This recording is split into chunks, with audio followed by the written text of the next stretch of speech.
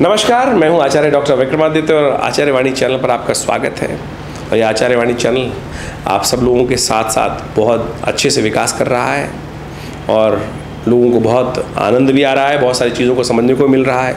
आपके जो कमेंट्स आते हैं उसको हम लगातार देखते रहते हैं। आज हम आपके साथ हैं मिथुन राशि के लिए।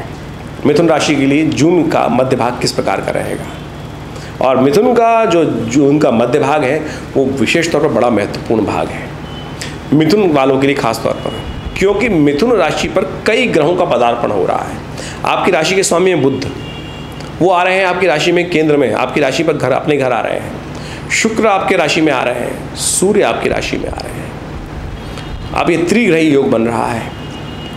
पहले चतुर्ग्रही योग बना हुआ था, फिर त्रिग्रही योग बनेगा, फिर दोबारा त्रिग्रही योग बनेगा। पहले चतुर्ग्रही योग था, यानी शुक्र बुध सूर्य बृहस्पति एक साथ विराजमान थे 12वें भाव में। फिर एक आगे निकल जाएंगे, त्रिग्रही का योग का निर्माण रह जाएगा, सूर्य का, बृहस्पति का, बुध का, और फिर एक साथ जून के मध्य भाग में ही ये परिवर्तन करके त्रिग्रही योग एक और बन जाएगा, जिसमें रहेंगे सूर्य शुक्र और बुध, लग्न में स्थित हो जाएंगे मध्य जून के अवसर पर। अब ये योग जो है बड़ा विचित्र है। पुरानी कहावत याद होगी आपको, 3 तिगाड़ा काम बिगाड़ा। और 3 विचित्र प्रवृत्ति के ग्रह हैं, सूर्य राजा, शुक्र दैत्य गुरु और बुध व्यवसायी यौवन। और ऐसे में ये जो द्वंद्वात्मक स्थिति उत्पन्न होगी तो आपकी राशि वालों को बहुत सावधान रहना चाहिए। बुध को शक्ति देने का प्रयास करना चाहिए। अब बुध को शक्ति कैसे देनी है वो भी आपको सिलसिलेवार तरीके से समझना चाहिए। हमारा जो इस कार्यक्रम में मत रहता है वो आध्यात्मिक मत रहता है। हम ना तो नग पहनाने का प्रयास करते हैं, ना कुछ भयंकर उल्टी सीधी चीज़ें बजाते हैं। हम सीधे तरीके से, सावधान तरीके से, जो मुहूर्त वैदिक ज्योतिष जो कहती है, पौराणिक ज्योतिष जो कहती है, हमारा ज्योतिष शास्त्र जो है पौराणिक मत से निकला है, ऋषियों का शोध है। ऋषियों की कथाएं जो हैं वो वेद उपनिषद इत्यादि में, पुराणों में बहुत सुंदर तरीके से कथा के माध्यम से दी गई हैं और हमारा पंचांग उसको प्रतिपादित करता है। हम यही सिलसिला आपको समझाने का प्रयास कर रहे हैं। तो मिथुन राशि वालों समझ लेना ये ग्रहों का योगायोग किस प्रकार से है और ये सब क्या खेल करने वाला है। त्रिग्रही योग आपके लिए कैसा रहेगा, कैसे आपको इसका लाभ लेना है। देखिए, सबसे पहले तो महत्वाकांक्षा से बचिएगा। 11 तारीख के दिन बात करें, 11 जून की मंगलवार का अवसर, पंचमी तिथि, और सिंह राशि में चंद्रमा का पदार्पण होने वाला है रात्रि में करीब 11:30 बजे। उससे पहले कर्क में रहेंगे चंद्रमा, और कर्क में रहेंगे चंद्रमा आपके लिए बड़ा अनुकूल परिस्थिति बनाते दिखाई दे रहे हैं। आप यदि बड़े बुजुर्गों के आशीर्वाद से काम करेंगे तो विजय प्राप्त करेंगे, लेकिन यदि आप महत्वाकांक्षा को पालकर लोगों की उपेक्षा करके काम करेंगे तो नुकसान जाएंगे। ये सिद्धांत समझ लेना विशेष तौर पर। अब बड़े बुजुर्गों का आशीर्वाद, देव कृपा से इस दिन बड़ा सुंदर योग है, बुढ़वा मंगल है। बुढ़वा मंगल में हनुमान जी का दर्शन होता है। जामवंत विशेष तौर पर राम जी के साथ दर्शन सबसे पहले हुआ, इसलिए उसका महत्व करता है। और इस कथा का रहस्य समझें। जामवंत के वचन, सुंदरकांड का पाठ होता है, जामवंत के वचन सुनाए सुनी हनुमंत अति हर्ष, जो हर्ष आए। तो यानी बड़े बुजुर्गों के जब वचन को सुनकर मन में हर्ष उत्पन्न हो तो समझ लेना ग्रह आपके अनुकूल है। और यदि उनकी बातों को सुनकर आपके मन में ठेस लग रही है, चोट लग रही है, क्यों सुनूं उनकी बात, तब समझ लेना ग्रह आप अपनी भाग्य को सुलाने बैठे हो। ये ग्रह इस दिन बताता है कि बड़े बुजुर्गों का आशीर्वाद लेकर काम करना आपके लिए आनंददायक रहेगा, विजय प्राप्त करने वाला रहेगा। महत्वाकांक्षा को त्याग देना, जुए में मत फंसना, शेयर मार्केट में मत फंसना, नहीं तो नुकसान होने के योग बन सकते हैं। ऐसे ग्रह योग बन रहे हैं। आप ठीक करने के लिए क्या करें, हनुमान जी की उपासना करें। बुढ़वा मंगल है, तीसरा बुढ़वा मंगल है, उस दिन हनुमान चालीसा का, सुंदरकांड का पाठ करना, हनुमान जी को चोला चढ़ाना आपके लिए उपाय है। ये अवश्य करने का प्रयास कीजिए। हमने भी विवेकानंद योग आश्रम में इस दिन बुढ़वा मंगल, तीसरा बुढ़वा मंगल जो पड़ रहा है, इस दिन सुंदरकांड का पाठ रखा है, हनुमान जी का यज्ञ रखा है, सवामणि का भोग रखा है, हनुमान जी को चोला चढ़ाया जाएगा। आप सब भी इसमें सम्मिलित हो सकते हैं, अपने नाम से सम्मिलित हो सकते हैं, सादर आमंत्रित हैं। शाम को 5 बजे से लेकर 11 बजे तक ये कार्यक्रम है। सुंदर तरीके से आकर देव कृपा का अनुभव करें। सुंदर सिद्ध मूर्ति हनुमान जी की, जो आचार्य केशव देव जी के साधना का चमत्कार है और जिनको सबसे पहले सिद्धि हनुमान जी की हुई, उन्हीं की साधना से यहाँ प्रतिष्ठित की गई, तो लाभ लें। अश्लेषा नक्षत्र इस दिन विद्यमान है और अगले दिन मघा नक्षत्र विद्यमान रहेगा।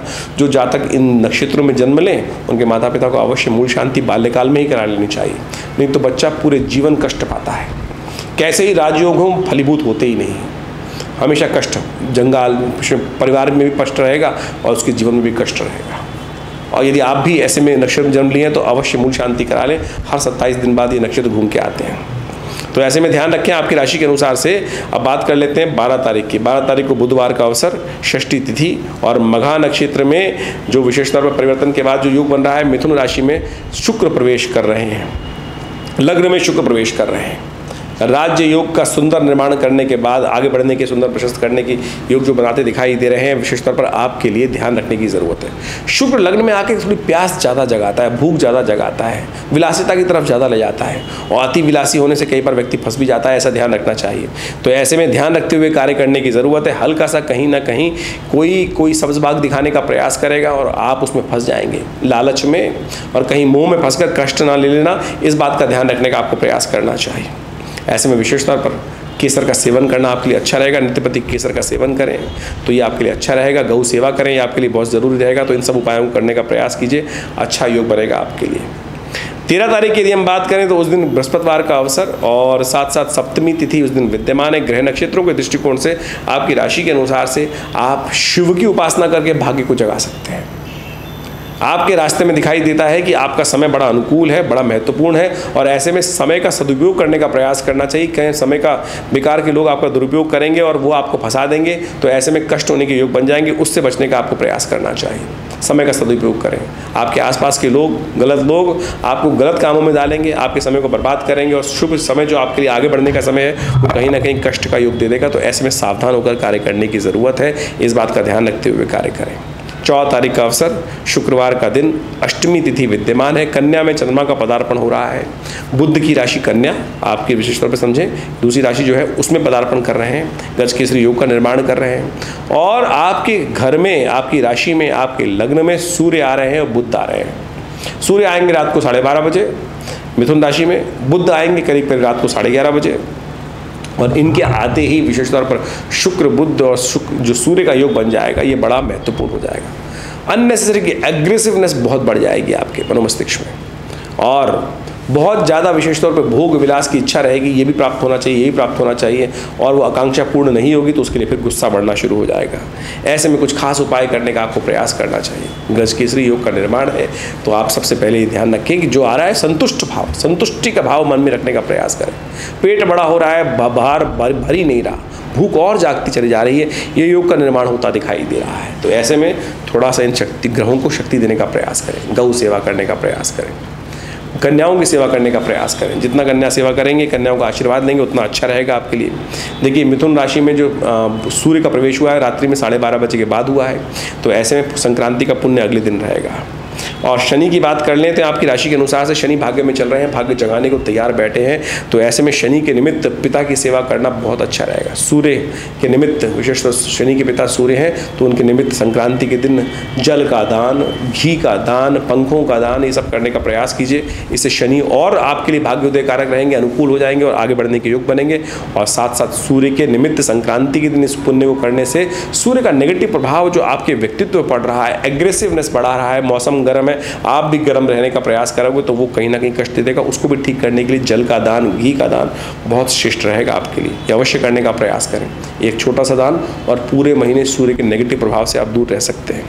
16 तारीख का दिन, रविवार का अवसर, दशमी तिथि, गंगा दशहरा और बटुक भैरव जयंती का अवसर है। और ग्रहगण दृष्टिकोण से देखा जाए तो आपके लिए अनुकूल परिस्थिति बनी हुई है। विशेष तौर पर धन के मामले में तो कम से कम ये कह सकते हैं, सफलता के मामले तो हम कह सकते हैं लाभ के योग प्रशस्त होते दिखाई दे रहे हैं और विशेष तौर पर भाग्य से एक बहुत लाभ मिलने के योग बन सकते हैं। लेकिन ग्रहगण दृष्टिकोण से एक बात को समझें, बृहस्पति महाराज 12वें भाव में बैठे हैं और 12वें भाव में विशेष तौर पर बृहस्पति का बैठना कई मामलों में अच्छा और कई मामलों में थोड़ा नुकसान। जमीन के मामले में, जमाजात के मामले में तो सुख देते योग देता है, लेकिन शत्रु पक्ष की तरफ से कहीं ना कहीं उनको भी सपोर्ट मिल जाती है, अननेसेसरी खर्चे बढ़ाने के योग दे देता है। तो कहीं ऐसा ना हो जाए कि खर्चा जो है विशेष तौर पर धनागमन का योग है लेकिन खर्चा कहीं उससे ज़्यादा हो रहा है, तो उसको बैलेंस करने का आपको प्रयास करना पड़ेगा। इस बात का ध्यान रखें, जिद ना चढ़ जाए सिर पे कहीं, तो ध्यान रखते हुए कार्य करेंगे तो अच्छा रहेगा। गंगा दशहरा है, पुण्य को बढ़ाने का प्रयास करें।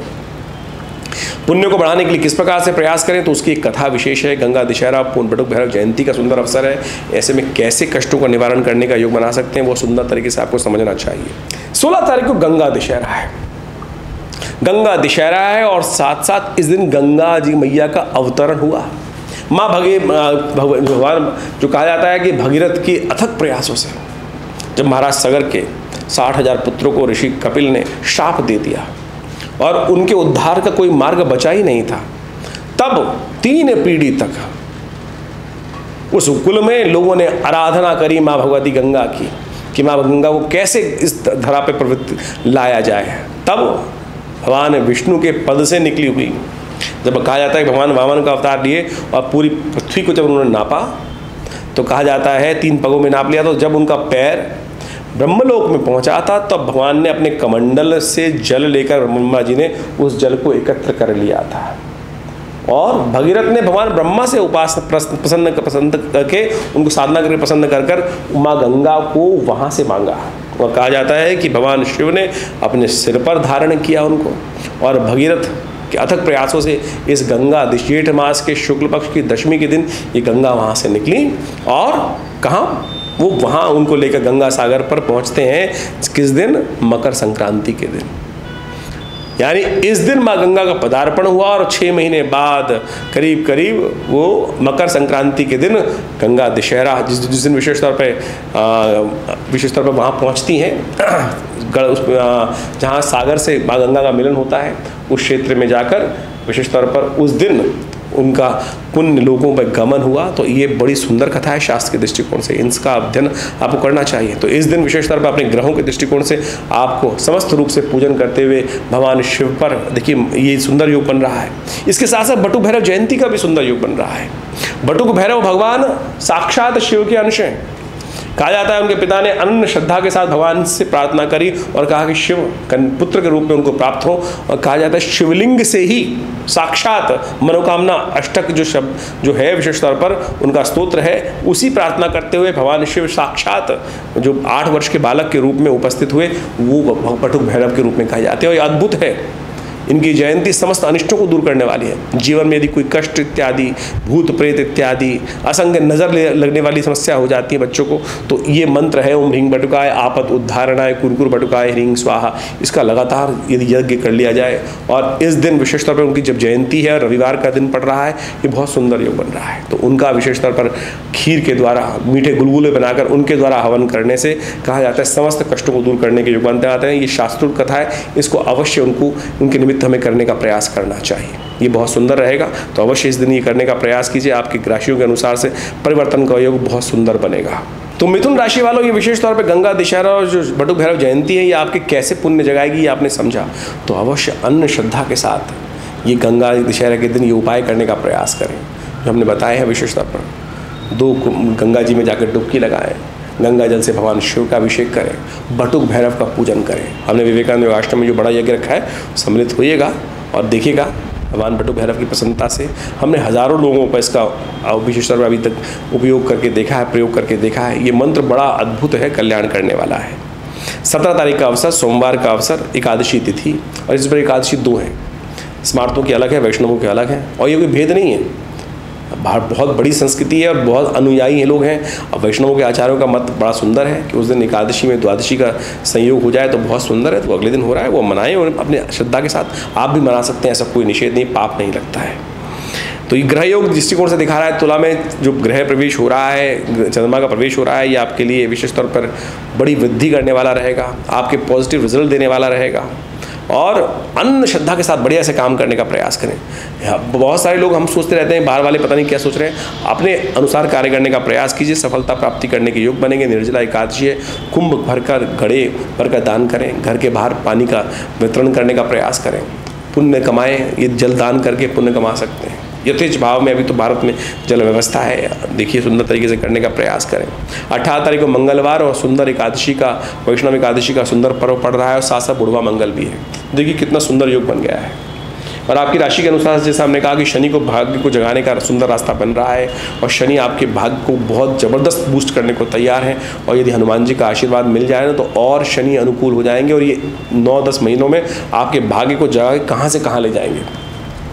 शुक्र बुद्ध की चिंता ना करें, ये उपाय को करने का प्रयास करें। इस दिन शनि जब भाग्य में बैठे हैं, एक ही ग्रह बारे न्यारे करा सकता है आपके लिए। तो बुढ़वा मंगल अंतिम बुढ़वा मंगल है, इसको शक्ति देने का मंगल शनि को और सुंदर पावरफुल बनाने के लिए हनुमान जी का सुंदर स्तवन करने का प्रयास करें, सुंदरकांड का पाठ हनुमान जी का पाठ, हनुमान जी को चूल्हा, और ये सब हमने आश्रम पे भी रखा हुआ है। शाम को 5 बजे से लेकर हनुमान जी का यज्ञ रहेगा, शनि का यज्ञ रहेगा, आप सब इसमें सम्मिलित हो सकते हैं। 5 बजे से लेकर रात को 11 बजे तक सवा मनी का भोग, सब व्यवस्था रहेगी, आप सब लोग भी इसमें सम्मिलित हों। आनंद भाव से ग्रहों को ठीक करने के लिए ये सुंदर देवयोग के मुहूर्त हैं, इसका छोड़ना नहीं चाहिए। 19 तारीख का बुधवार का अवसर, द्वादशी तिथि, वृश्चिक राशि में चंद्रमा का पदार्पण हो रहा है आपकी राशि के अनुसार से। ये थोड़ा सा आपके लिए कष्टमय रहेगा, स्वास्थ्य का ध्यान रखने की ज़रूरत है। प्रदोष का योग है, तो ऐसे में प्रदोष के दिन विशेष तौर पर स्वास्थ्य का ध्यान रखते हुए हरी चीज़ों का दान करना, भगवान को विशेष तौर पर विजया के द्वारा भंग के रस से भगवान का अभिषेक करना, गन्ने के रस से भगवान का अभिषेक करना, विशेष तौर पर बिल्वपत्र भगवान को अर्पित करना, ये समस्त प्रकार से चंद्रमा को भी ठीक करेगा, बुध को भी ठीक करेगा। बुध अस्त चल रहा है, बुध प्रदोष को ठीक करने का ये बुध प्रदोष बहुत सुंदर उपाय है, इसको अवश्य करने का प्रयास करें, क्योंकि बुध आपकी राशि के स्वामी है और वो अस्त चल रहे हैं, राशि में विराजमान है और वो सही समय बुद्धि पर कार्य को करने नहीं दे रहे हैं। और चंद्रमा आपके छठे भाव में आ गए हैं, 2 दिन तक 3 दिन तक रहेंगे और ये आपको स्वास्थ्य के मामले में थोड़ा कष्ट दे सकते हैं, तो ध्यान रखते हुए कार्य करें। अन्य स्थिति खर्चे ना हो तो इसलिए उपाय करेंगे तो अच्छा रहेगा। 20 तारीख का अवसर, बृहस्पतिवार का दिन, त्रयोदशी तिथि, चंद्रमा छठे भाव में बृहस्पति के साथ समदृष्ट होकर लाभ के योग तो दे रहे हैं लेकिन खर्चे भी बढ़ाते दिखाई दे रहे हैं। तो अन्य स्थिति की जगहों में लीकेज बंद करने के लिए कोशिशें करें, ज्ञानी जन का साथ दें, ब्राह्मणों की सेवा करें, शुभ होगा। ज्योतिष एक बहुत गूढ़ विषय है। ज्योतिष के 2 भाग हैं, एक गणनाएं हैं और दूसरा उसका फलित भाग है।